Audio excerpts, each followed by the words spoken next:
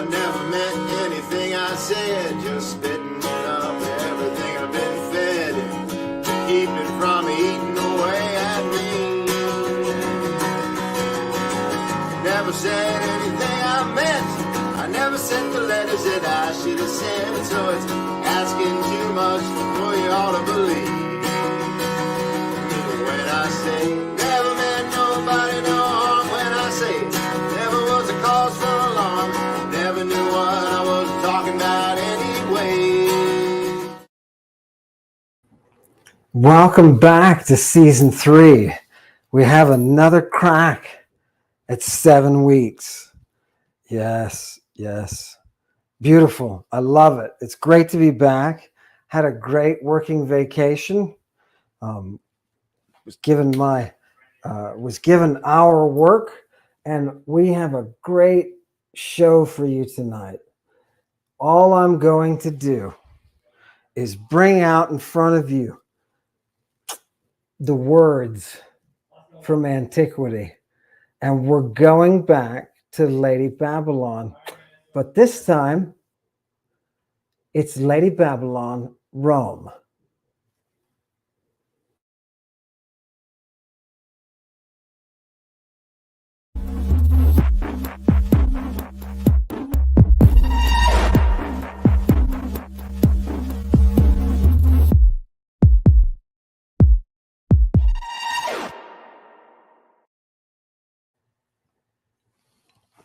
Oh, that's fantastic.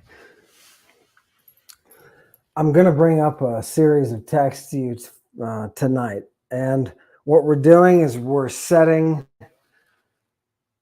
our sights to the west. Okay, we've been to the crime scene. We've seen Jesus arrested with the naked boy at 4 a.m. We know that he was calling himself a sex trafficker. We know there are drugs involved. We're looking for the cult. We're trying to dive as deep into it as we can possibly get. Why not go to the founder of all this mystery?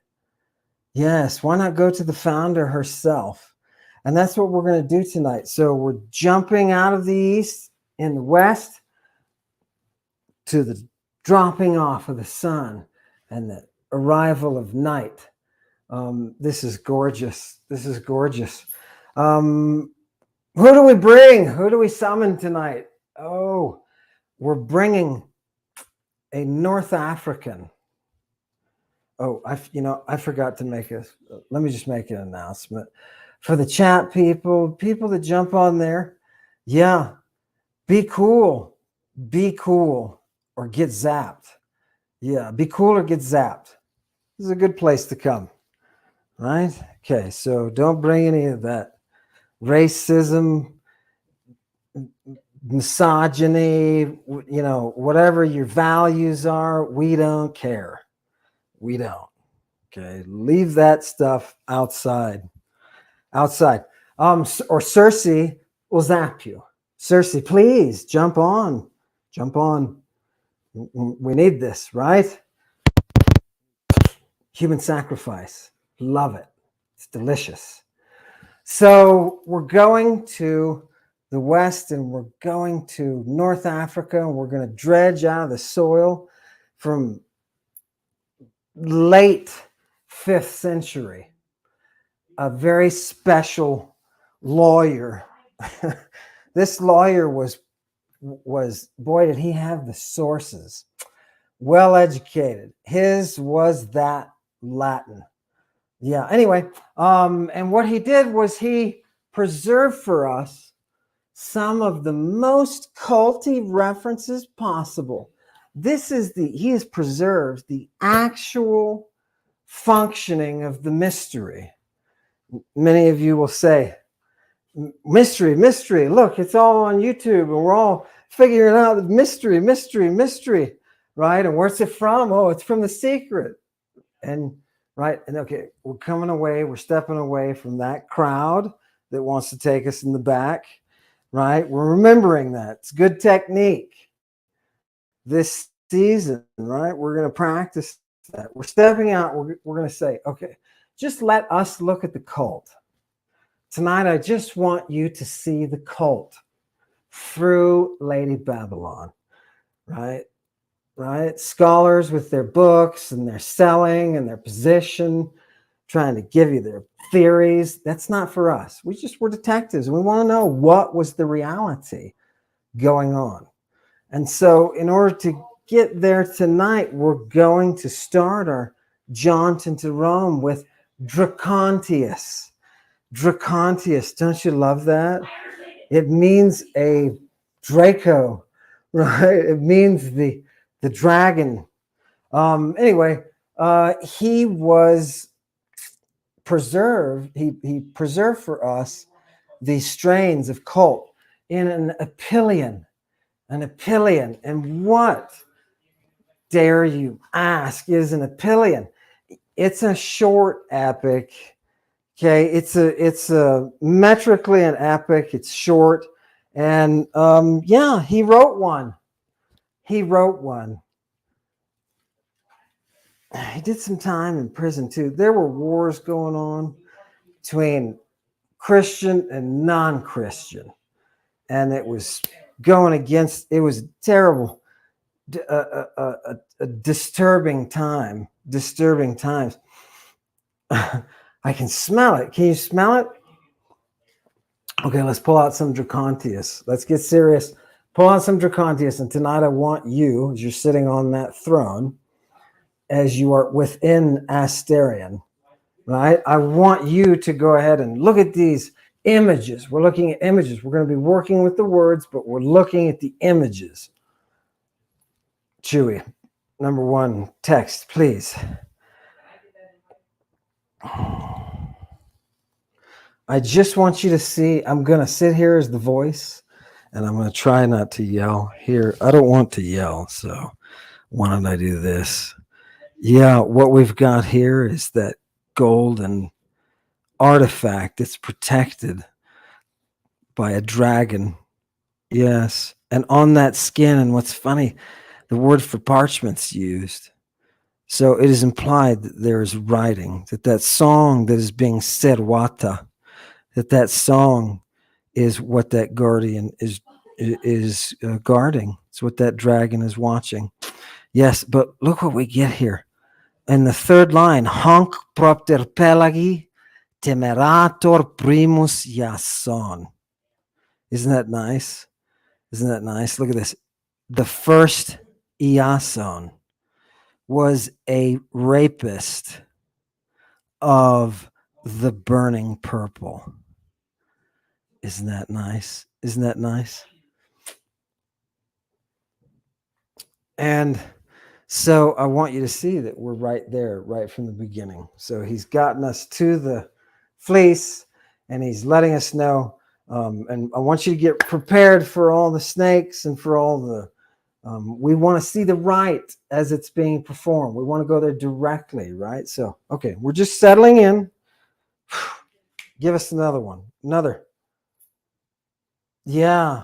Ut sitha conspexit graiam. Oh, isn't this wonderful? Look at the second word, sitha. That's her, right? He's describing what Medea is doing, and he says she is Sitha, right? Those of you who are lovers of that history, and I know those of you are here. Just notice, just sit back. Those of you who said Scythians. Some of you said Scythians. Please don't. Scythians. What about these people? Yeah, well, her name is Sitha. Gorgeous. Same text again, please, Chewy. She's amazed, right? Right? She's amazed at this process that's going on. Next one, please. Yeah. Aurora. Notice the name Aurora. Rutilans. Capilos pectinat. She's combing her red or glistening red. Rutilans is like, I don't know, it's a description of the glowing. that you have. Oh, yes, here, we'll do this. A description of the glowing that you have when Aurora appears. It's a sheen from her hair, and it is Rutilans. Oh, isn't that nice? Her hair is puny chaos. Puny chaos. Yeah, gorgeous. Gorgeous. Could you give us back that text, Chewy? Thank you.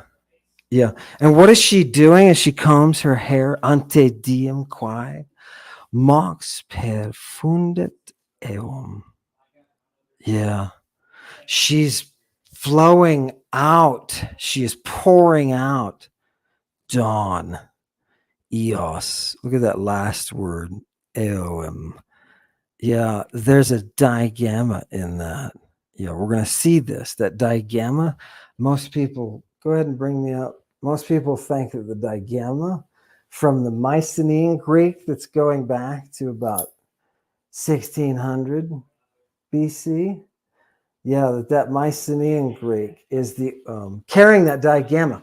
But people refer to that as the origin, and that the Romans crossed the Adriatic, that they really picked up through the Etruscans, this association with the digamma. But there's a Pulaskian note in this. In the Pulaskian culture, we're talking about older.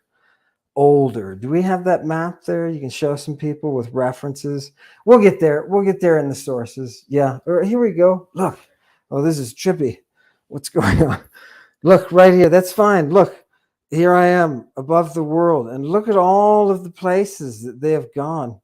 Look at the Pulaskian culture. These are all references, right? So you got them heavy. We also have them here.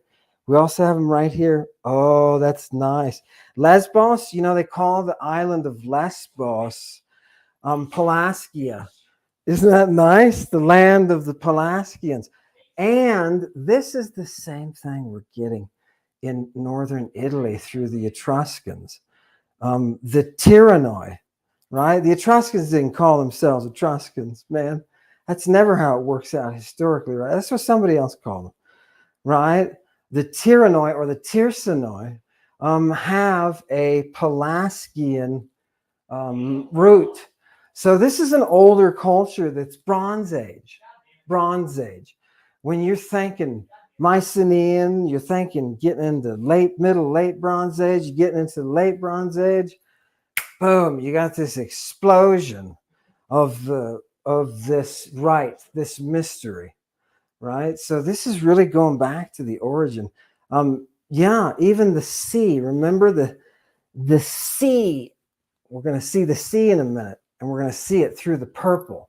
This is, oh my, this stuff is, okay, buckle your seatbelts or go outside and talk to the wind for a minute. But yeah, buckle in. This is going to be good. Okay, let's get another reference up. Fantastic. Yeah. Oh, this is Juno, yes, asking Cyprus, right, for help, right? And she says, "Send that boy, love," right? What is he? He's carrying a quiver, right? My Cyprus, yeah, and let that virago. See that last word on the second line? That virago that's Eve that we saw before. That's how we translate Eve in the oldest of the Latin versions, right? And so, yeah, it's the only one that works. That means led from man, right? Like the text says, it's the only one. But that virago is that old Etruscan Minerva. It's that some people would translate it virgin, but what is she? She's furibunda. That's a special word used in cult. And that means she who carries the daimon. That's the inspired one. Okay, so we're talking about a virago, which is a typically described as a manly girl. As a manly girl. Yeah. As a girl who is not yet developed. Yeah. sexually, but is developed muscular wise. Yeah. And, gymnast, kind of a weirdo is somebody that, you go into battle with or that you hunt with. That's what a weirdo is, right? A lion huntress, Cyrene, is that weirdo. Okay. I think it's beautiful. Portrait, because what we're doing is we're assembling a portrait of Lady Babylon. Go ahead. That same, yeah, right. So let her fall by fire, that fire of yours that burns. Let the Fuhrer teach us to love, right? Because that's what she has. Medea has that furor, right? And then a little bit he talks about let her just walk away from the shrines of the goddess. What goddess? The goddess Diana, who carries the quiver, right? She's trying to take control of this. What is she? Well, so far we know she is an oracle. All right. Remember, she's one of the captives, we just read the first Yason. So, right, you think the name Jason is the dude's name. No, it's a title within a cult, right? The first one of these abducted her, the burning purple. Isn't that cool? Isn't that cool? That's amazing. Yeah. Through a series of kings we go, right? Loving it. Okay, give us more text, man. What's there about Medea, please? Oh, okay. Now I'm just going to go through, I'm going to fly through this, and I just want to set a picture for you. Yeah. So I'm going to start translating now. It pains my soul to tell you of the abominations of the Black Virgin. It pains my soul to show gods taken captive, to show the manipulation of elements, to show nature given to serve a girl. The word there is puella that he's using, right? Remember, she is in this state of not yet having finished puberty. Yeah. Very tall. Yeah. Very tall, but with the appearance, with the gynomorphic appearance, right? The androgenic appearance of approximately a 12-year-old. Thanks to the Babylonians. They were the ones who figured that out. And there she is in that year, preserved with those serpents. Yeah. Oh, this is good stuff. This is cult right here. I mean, is it me, or did we just land in a giant? I mean, we just showed up, and here, everybody's got the robes, and here they come. This is gorgeous. Bring us up another one. The same text, please. Same text. Yeah. So, what does she say? What does she say? She says, I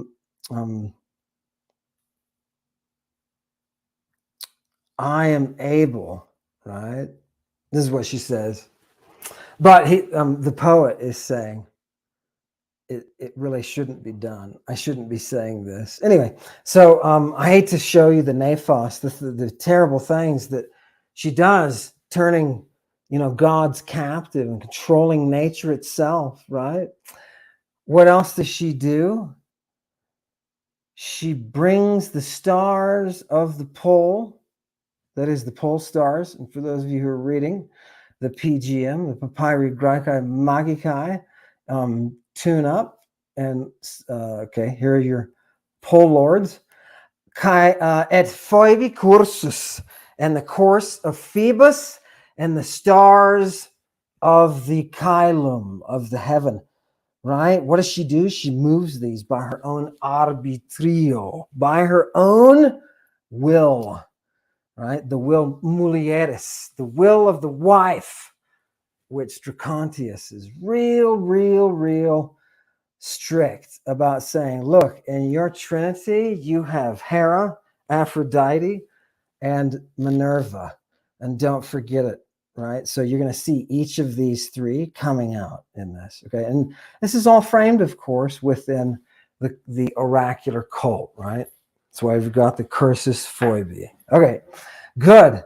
Okay, because, line 6, because what she orders, right? That nephos that she orders, right? That's what happens when she commands the ether to send out the flames. Oh, isn't that gorgeous? You've heard this convention from Antiquity. You've heard about this convention. It's called Drawing Down the Fire. Yeah, or the Fire of Uranos. Yes, and it's a special thing. It's a special production that only a maga would understand how to do. Only someone with the purple would understand how to do. It's the breathing of the fire, they would say. The breathing of the fire. And people wanted to see her. Gorgeous. Bring that up one more time, that big text one more time, please. Thank you. Yeah. Her voice cuts through the air and makes the living and the dead. When she herself turns back fate to a course that she would want. She is the one who is given the sacrifice of the stranger. She runs through the temples of Scythian Diana. We are steadfastly in the Crimea. Yes, gorgeous. Possidet, look at line 11. Possidet astrigerem funesto pectore caelum. She possesses the star-bearing heaven in her abominable breast. And she presses the gods with her prayers, this virago, to do what is unwilling that she wants. Love it. She sings songs in different languages and burns in appearance. She says names, the names. And these things, it is indecent for a poet to learn. We will sing. Like Polymnia, the mother of Orpheus. Right? So this is the work of Polymnia, the mother of Orpheus. Yes. Nice. Nice. Love it. Okay, so let's look at her and see what kind of person Lady Babylon is. I'm going to go a little bit over. So just hang in there. It's a little bit long. I'm sorry. And I thank you for your time. Chewy, hit the next quote, please. Yes. This is now Venus, right? We're all here gathered waiting for the morning star, right? So this is Venus. And she says, my child is here. He's sprinkling the air with many types of flowers. He breathes out an ambrosial odor, right? Odor. That's what happens when Eros shows up, right? When Amor shows up, you suddenly can smell the ambrosia, that spring ambrosia. Okay, and while she was talking, lascivious Venus was talking, her son came and hovered over her gremium. What's that? It's a lap. It's a lap. Anhelans. Do you know what love does? Love sits over the lap of Aphrodite, breathing the vapor. Yeah. Breathing that vapor. I'm talking to you about a deep, deep mystery. Yeah. Let's keep hunting here. Love it. Keep going. We've got a few more. Next, please. Yes. Who is this Eros? Pyrois. Oh, yes. That just means the flaming one, right? The flaming one, right? What is he? He is that mens ignea mundi, that burning mind of the cosmos, right? Yes. Atque vapor. He is that vapor, poli of the pole. What kind of vapor? That one that produces, that fecund vapor.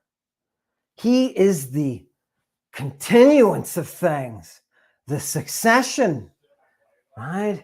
He is the affection. He is nature. He is type. He is the source, the fountain, the author, the beginning. You, great Amor, are the generative health. Yes, you are that voluptas. You are that pleasant thing to be desired. You are the princeps, and for those of you who don't recognize him, he is the princeps pietatis, the prince of religious piety. Yes. Another one, please. Yep. So here we are. Who is this Medea? Look at line 136 and look at the last two words. Yeah. Medea sacerdos. First word on the next line, sacrilega. Medea is the sacrilegious priest. Yeah. Think about that for a minute. She is the one who brings the abomination, the anti-religious religion. That is the oracular. It is the base of the oracular. Tonight's subtitle was, Why Must Christians Lie? They must lie because they must find a way out of themselves. Yes. Bring it up. We've been all talking about the truth. And who is lying to us? Lies. Yes, right? Bring us the oracle. She won't lie to us. She has no reason to. Okay? The dude, I'm sorry, but your dude was arrested in a public park at 4 a.m. with a naked boy yelling about child predating. Okay? Another source. Let's do this. Yeah. So this is who Juno is seeking, right? This Uinum Pelascum, right? She wants there to be some choice and some loving and some helping and some desiring, right? Some breathing in and out with this euonym pelascum, this youth, this young man, this Pulaskian prince, right? And that's why she needs the Medwa. That's why she needs her. Next one, please. I just want you to see that the pirates are showing up. I want you to see the pirates coming to this. But when I say pirates, forgive me, Grandmaster Depp. But when the pirates show up, we're talking about child traffickers. Is what we're talking about. We're not. We're in a different place. So when Jesus is yelling about himself being a buccaneer, he's not talking about the swashbuckling type that you might want to have dinner with. He's talking about the type that are stealing children for the sake of the sex trade. Yeah, which is not funny. But when you think of Jesus in that context, it kind of gives you like an ew, like an icky feeling. Like, look, we have to be honest. We cannot cover anything up. We have to get it all out there. Give us another Roman source. Give us Dracontius. Speak, dragon. Speak. Yeah, Bacchus, right? Shows up, right? Bacchus. Why? You need to know that when you're dealing with Medea, you're dealing with the Bacchic cult. Yes. During her existence, as she walked around, she was called Diana, right? It wasn't her being named after the god. It was her. She was the source. She was the source of Dianic worship, right? She has the right to kill the stranger. It's gorgeous. Absolutely gorgeous. We're going to get into the death and stuff. I'm telling you, the drugs, don't worry. The drugs will ground us. That's our salvation. These drugs will ground us because they're going to show up here in the text in a minute. You're going to be like, oh, a lot of people tell me that all the time. They're like, oh, I didn't think you actually meant, or I didn't think that there was actually support for this, or I didn't think that you were actually right. It's not about theories, and it's not about writing books and keeping your position and establishing a hoo-ha brouhaha. It's about those texts and about our integrity, right? And the translation of those texts. That's really what matters here. So let's go back. Let's keep jumping in. See if we can go a little bit deeper. Thanks for your patience tonight. Next quote. Yes. Okay. On the second line down, cognosco. How do you like that? It sounds like a little more Barry White in there, maybe. Cognosco. I recognize secreta polorum. That's Medea talking. She understands the secrets or the hidden things of the poles. Do you know who she is? Do you know those pole lords? Si morbus erit, if there will be disease, if war is undertaken, if it rains and floods everything out, or if the sky is blazoned with the horns of the red flames. Coruscat in Latin is a great verb. It actually does. It's the image of horns driving through something. Love that. And yeah, look at the last. This is a really cute. This is the most hilarious thing I've seen. This bottom line here: et tu medium credis quia fallis iason. Right. So she's addressing that first. You could say rapist. And not be wrong, because he's a dude on a boat who sails into town, abducts a woman, and sails away. Right? So look at what the Medwa has to do. right? And he's just the first. He's just the first. The dude comes in and he takes for the sake of sexual purposes. Yeah. He abducts for the nymphizing of the virgin. Yeah.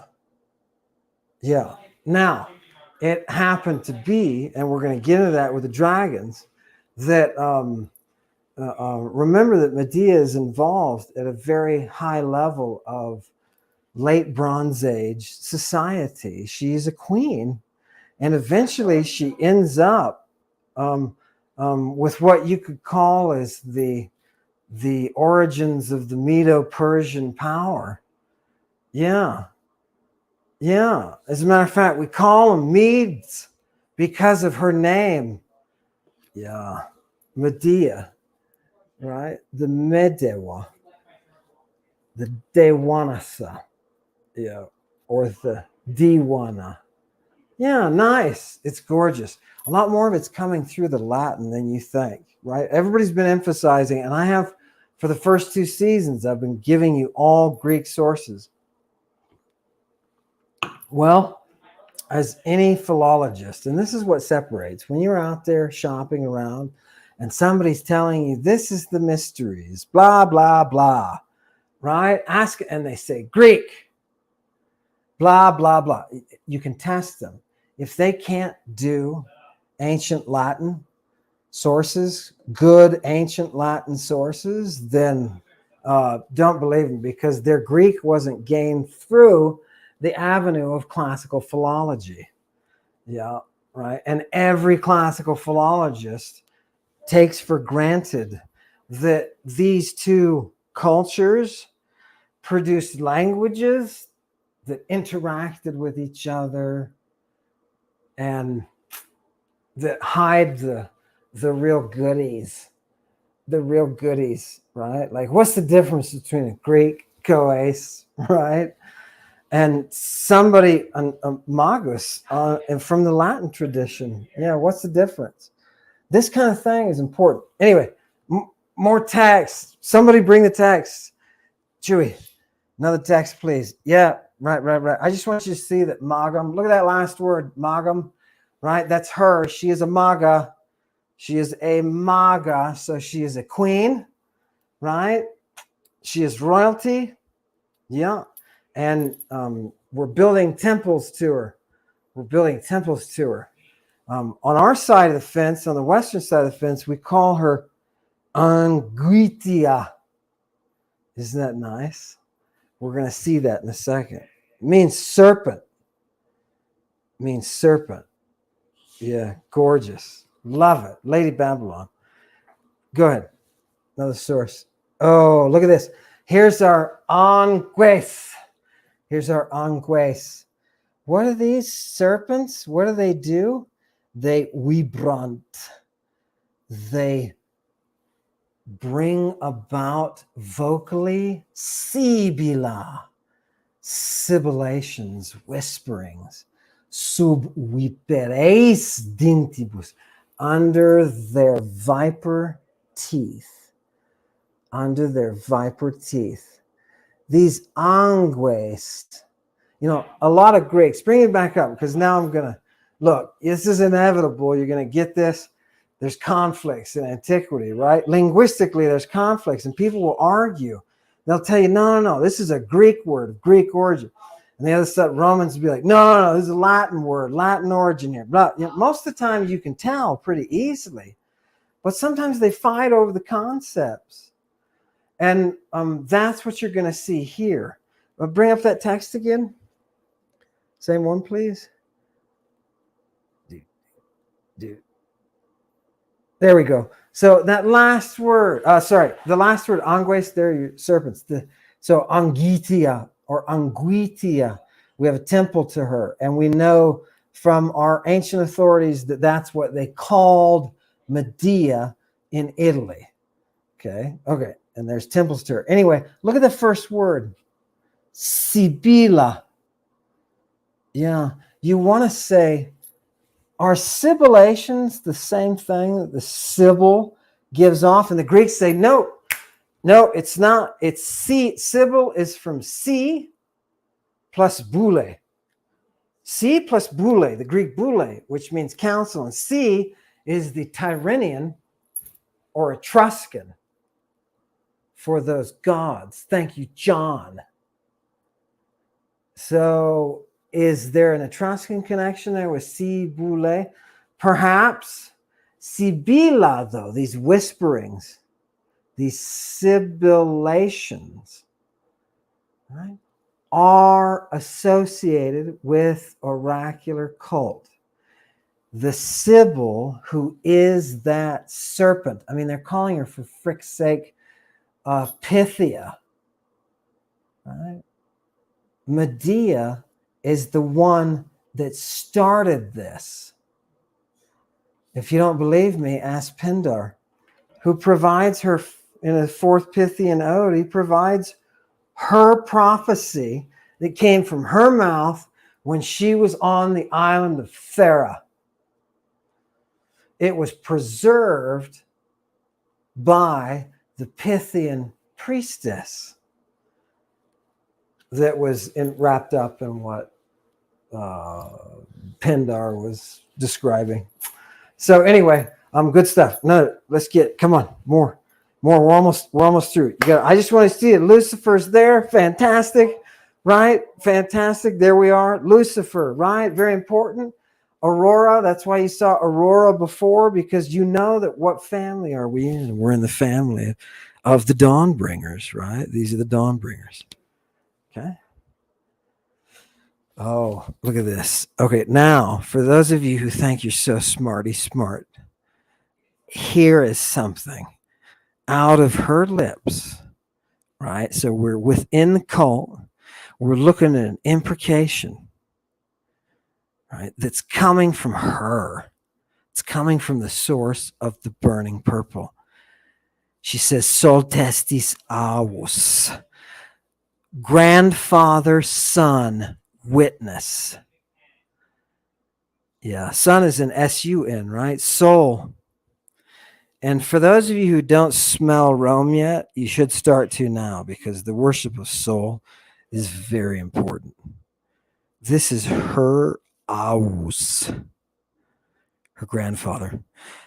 Sol Persicae Mithra. Oh, do you like that?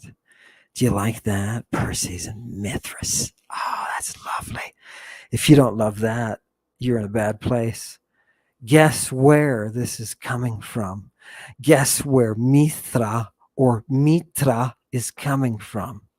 It's coming from the Dawnbringers, right? Luna decus noctis, moon, that beauty of night. Furia, the Furies. Wait a minute. Yes, Medea, who is the priestess of the right to murder the stranger. She's that priestess, and she is invoking her grandfather, Mithras. Beautiful.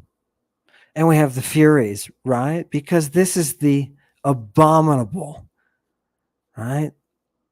We thought it was over, but when you stand before those gates, it turns out the universe strains you. Proserpina and Pluton. This is a death cult. This is an underworld death cult. Yeah, you're right. That's why it's wrong for the poet to know this. It's wrong for the poet to profane. But how is Medea described? As the profaning priestess. Are you beginning to see, Lady Babylon? Accipe so radians animas. Yeah, receive the soul's radiating sun. You, the bodies, Luna, the nutriment of the soul. Lovely. At the very last, the line. Look at the last word. This is a gorgeous word. Umbras.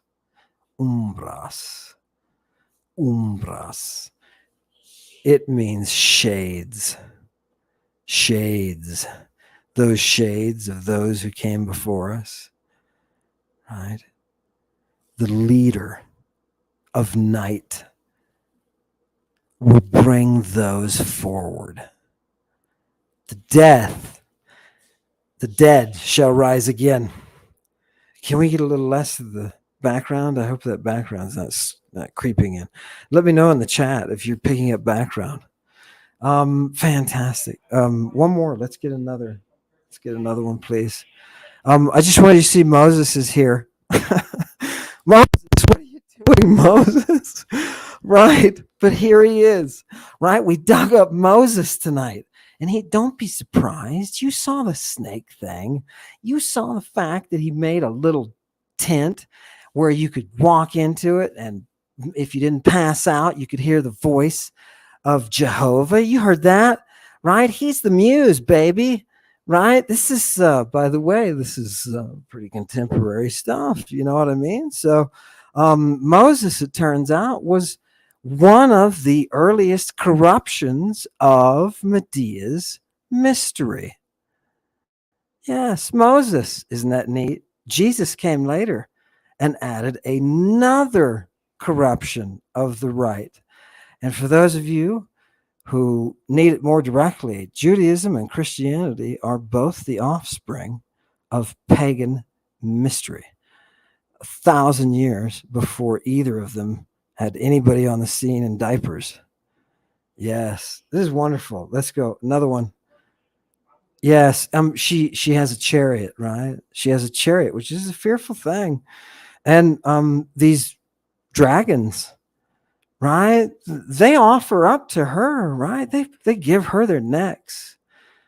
Yes, these dragons who carry her song.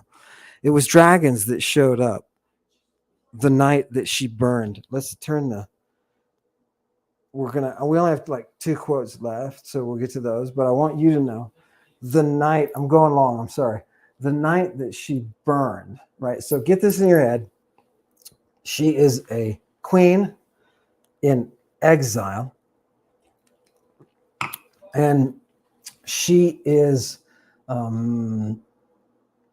one night she burns the princess and her father to death in a wedding that was with the Jason Primus, first Jason. And for those of you who haven't made the connection yet to Jesus, it's the same name. It's not Hebrew. It's the same name in Greek. Iason is a title within mystery cult, just like Christos. Yeah, that's interesting. So this guy that got arrested in a public park called Gethsemane at 4 a.m. with a naked boy and was calling himself a child trafficker. He was using a title within a mystery cult that had to do with the transmission within the blood of the new life. Yeah, the mystery is not a question. It's an operation. It's a performance. Yeah, and we know that's why that naked kid was with him, right? There were snakes and stuff. Bring up the snakes. Let's get to this last. For those of you who doubt that our snakes are so important here, even after we dredged up old Moses and forced him to lift up his staff with his snake on it, he could turn this thing into a snake. You know what I mean? Gorgeous. Even after that, if you don't believe me, I'm telling you, they're working on this medically with dotes and antidotes. And let's look at some. Why the snakes? People are you watch within a period of time, people will catch on to this in classics and history, and they'll say, what about the venoms used as drugs? Right? It's just the way I started spouting this years ago, trying to get people's attention, but nobody reads these tags. Dracontius, who reads Dracontius? Nobody. Like, bring him back up. Come here, buddy. Get up here. Bring him. Another Dracontius. Yeah. Aspis habet mortes, habet et medicamina serpens. Vipera saipe juvat, vipera saipe nocet. You can hear a little bit of this is a couplet, right? Elegiac couplet. It's got a line of hexameter and a line of pentameter. It loses a foot. Somewhere in the middle. Anyway, you can hear a little bit of it there. Kind of set the no rhymes because we don't rhyme. It's more sophisticated, right? It's meter. Anyway, let's translate this, right? So your asp can kill you, right? But your snakes also are medicines, right? They also have medicines, this says, right? Your vipers, oftentimes help, right? And oftentimes they kill. They kill. Look at this. Here. Oh yeah, I can feel that glow. Can you feel that glow? Look, warm. It's like around his midsection. It's like a bottom glow, we'll call it. Yes, right? No offense, Mithras. Sorry about that. Yeah. Now I forgot where I was. Look what happened. I'm lost. Here we are. The vipers can help and they can kill, right? So this whole idea of this balance between the dote and the antidote, don't think that it's not there. It's the central heart of the mystery. Is there one more? Give me one more quote here. I'm sorry. Oh, this is going to wrap it all. You guys are going to love this. I'll try to talk again, kind of more mysteriously. Delicias mortesque parat, mare fructibus altum, et generat pelagi concula divitias. Oh, isn't that nice? Concula. Yeah, that shell, that little creature brings us the delights and the death. Yeah, from that deep, deep wave. Yeah, she brings forth the true riches of the burning purple. Pelagi, in that second line of the couplet.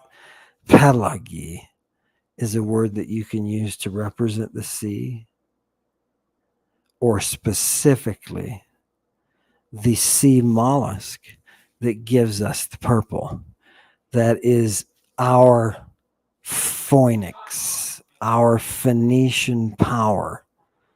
Yes, you should see it. And that's why that Phoenician princess, what is her name?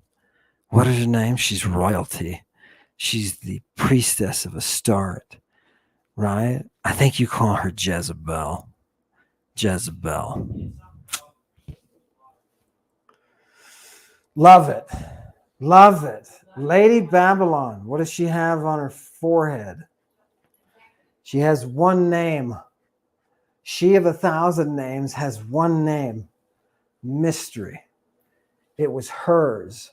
Historically, she started it.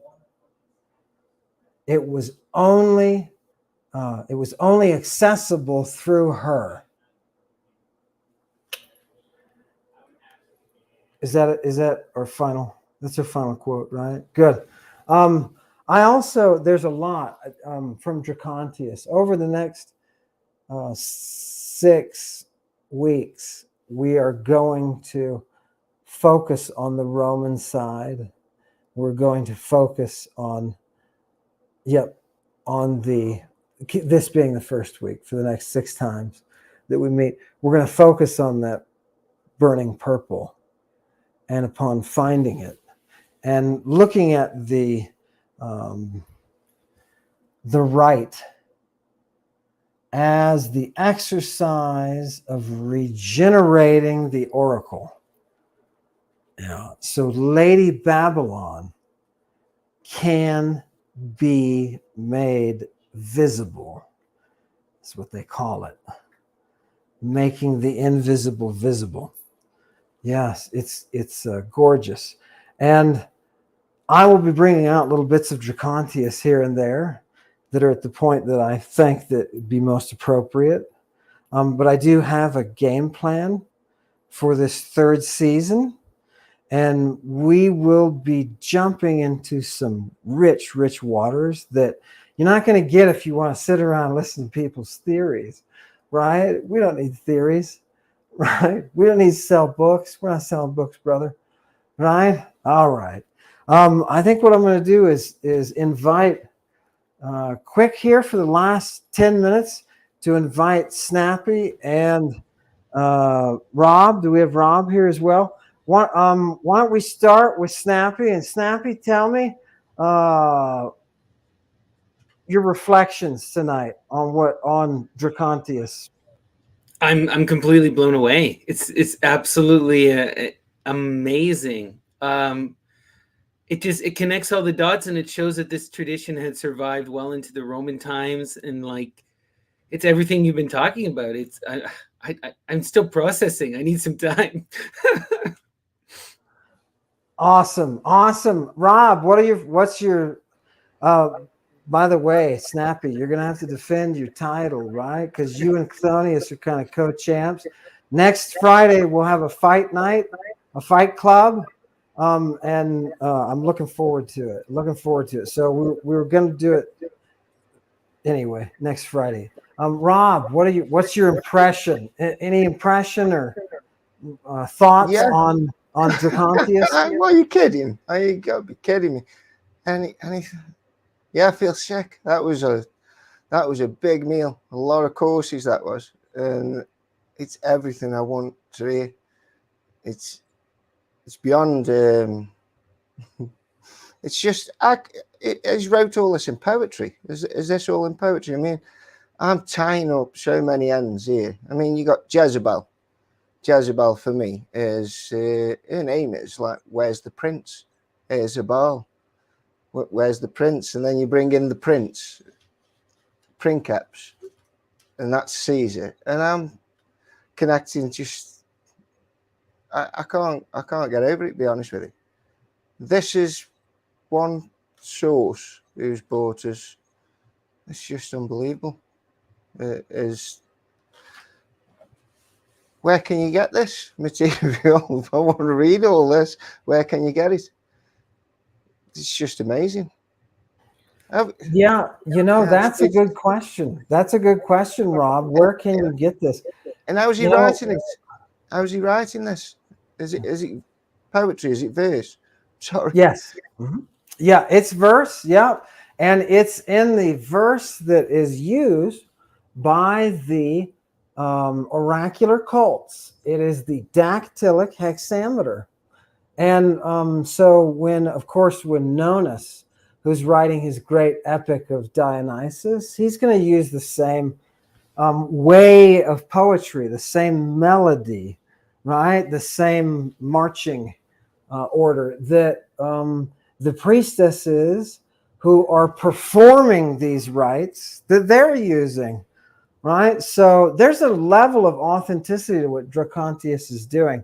And honestly, some of the vocabulary that he uses is it's incredible. You can see the influence of the Etruscan, right? It's right there out in the open.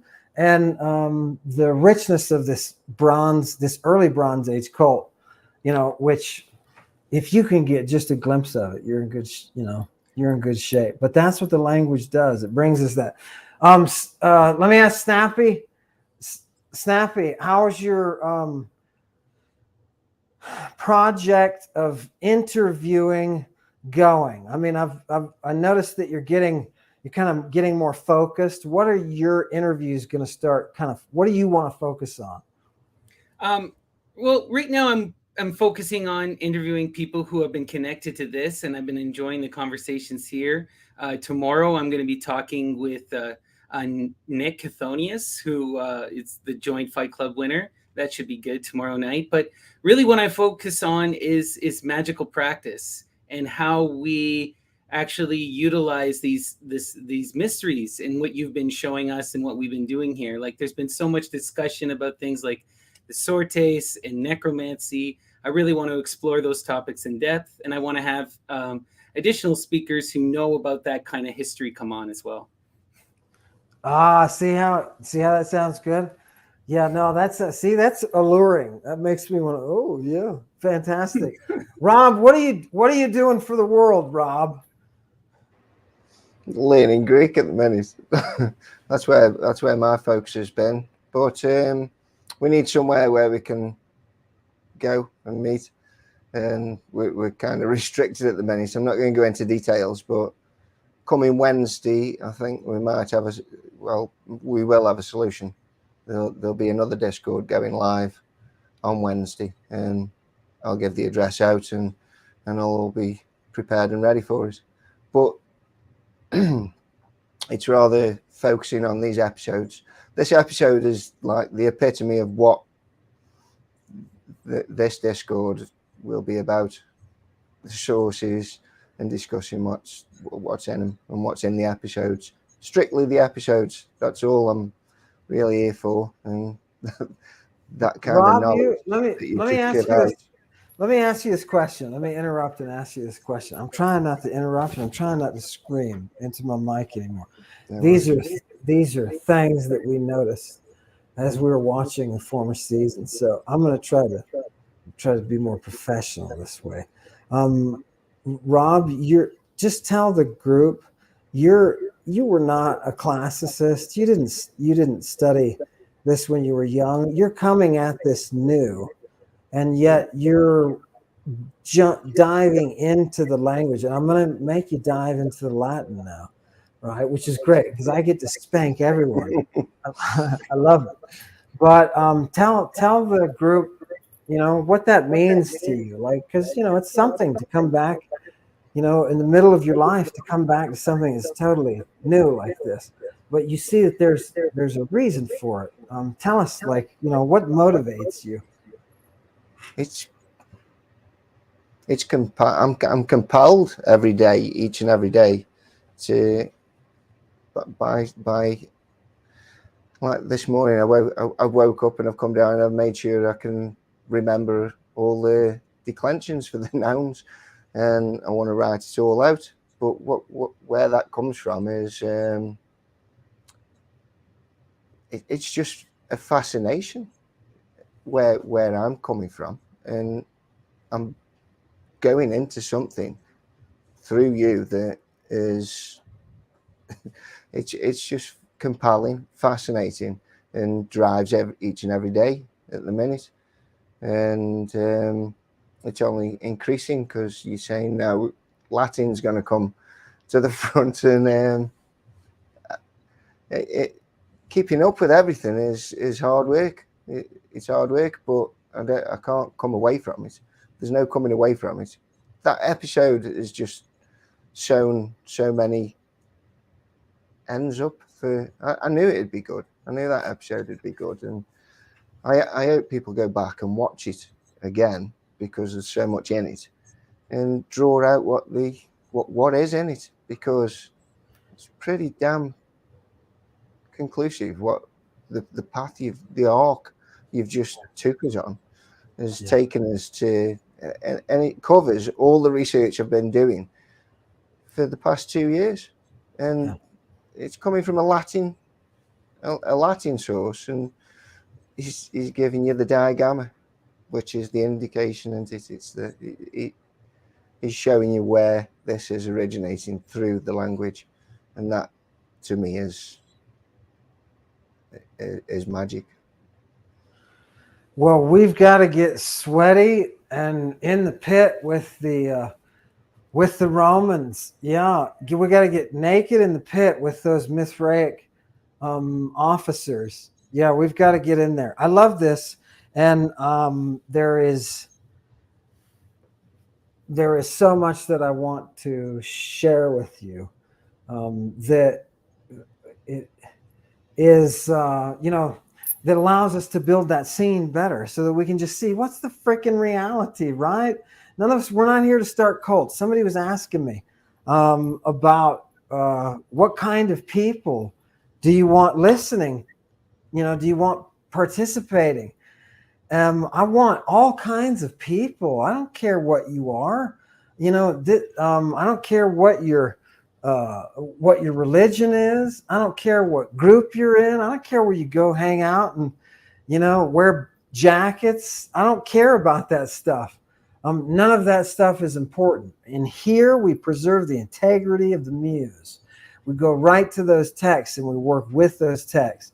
If that can help you to break into the reality that, look, Jesus Christ was a dude who got arrested by the legitimate authorities in a public park with a naked kid, okay, calling himself a sex pirate, right? Okay, what happened in that picture, right? There's a reason to this, right? It's not the fairy tale world. That's what I want is, and I'll end with this, asking Snappy. Snappy, are we breaking through to the reality? Is this productive, or I'm giving you the last word. Yeah, I mean, it's beyond productive. Like, I don't understand how people can't see these things. We have these titles, we have these positions. Like, it's explicit now when we see what Iason is doing, right? And then you look at all of these other characters. It's almost like laid bare. And why this is so important is because there's been a cover-up. There's been an orchestrated effort to remove this kind of magical connotation and to whitewash and sanitize Jesus and everything he's about. And no, we can't allow that. I could not say that better. Hail Satan. Hail Satan.